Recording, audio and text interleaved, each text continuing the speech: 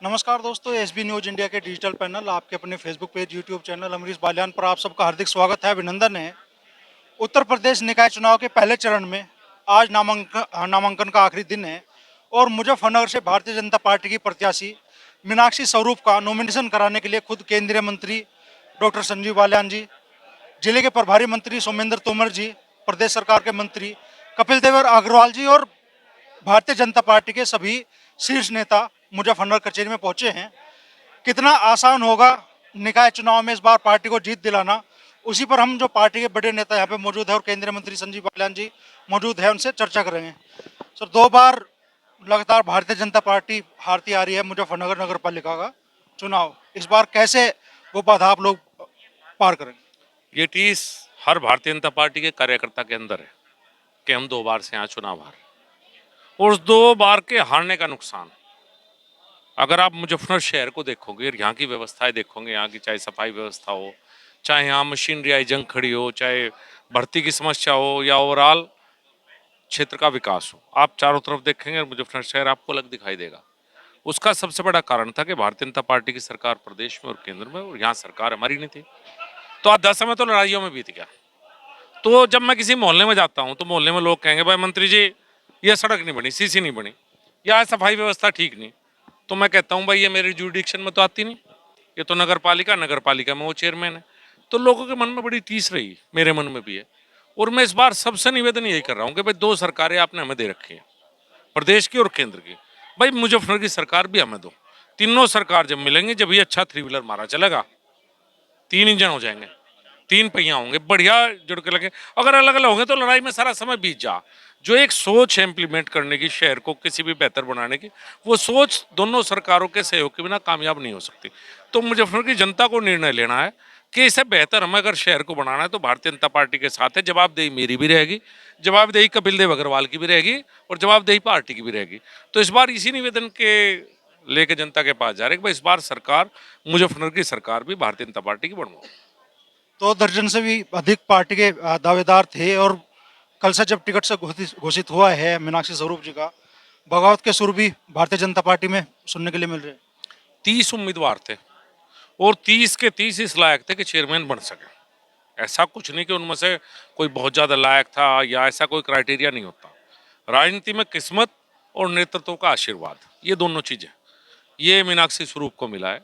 29 वो भी लायक थे, वो भी हमारे भाई हैं।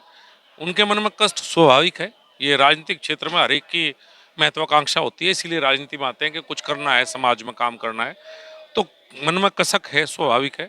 सब मिलकर बैठ के बातचीत करेंगे, सोमेंद्र भाई भी यही हैं, हम सबसे मिलेंगे, सबको मनाओगे।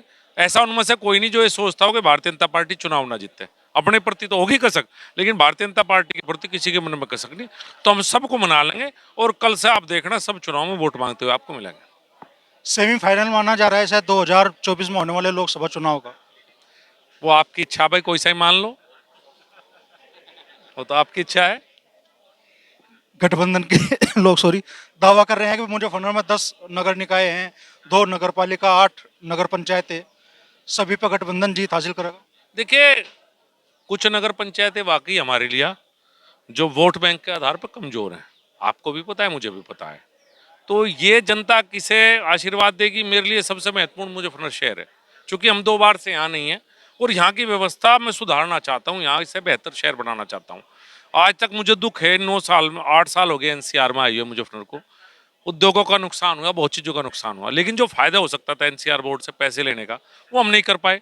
अमृत योजना में 52 करोड़ रुपए 2000 शायद 18-19 में मैं लेकर आया था, आज तक उनका यूटिलाइजेशन सर्टिफिकेट 4 साल से 5 साल से नहीं गया। अगले पैसे कैसे लेकर आऊँ? पूरे शहर में सीवरेज का काम करना है, पूरे शहर में सफाई व्यवस्था ठीक करनी है, गाड़ियाँ खड़ी हैं इतनी बड़ी बड़ी खरीद करके, चलाने वाले ड्राइवर नहीं है, ये व्यवस्थाएं हमें सुधारनी है। मुजफ्फरनगर शहर ज़्यादा महत्वपूर्ण है, बड़ा शहर है। बाकी नगर पालिका है, कुछ हम जीतेंगे, हो सकता है कुछ वो जीत जाए। जहाँ समीकरण खराब है, समीकरण भी तो होते हैं चुनाव में दोस्त। तो ऐसा कुछ नहीं, वो दावे कितने करो, लेकिन इस बार का रिजल्ट मुजफ्फरनगर का बेहतर रहेगा भारतीय जनता पार्टी के लिए। मुजफ्फरनगर शहर के लिए प्रॉपर आप क्या कहना चाहेंगे, विशेष तौर पर मुजफ्फरनगर शहर के चेयरमैन पद के लिए किस तरह का चुनाव? उसी के लिए निवेदन, चुनाव निश्चित रूप से इस बार मुझे लगता है हम जीतेंगे, क्योंकि जनता के बीच में हमें जाके ये बात कहनी है, भाई आप हमसे पूछते हो और समस्या का समाधान, चाहे सड़क हो, नाली हो, सीवरेज हो, सफाई हो, व्यवस्था, तो हमें ताकत भी दो भाई, नहीं तो बताया ना लड़ने में गुजर जा साल 5, केंद्र से आया पैसा यहीं लटकता रह जा, ना यूटिलाइजेशन सर्टिफिकेट जाते।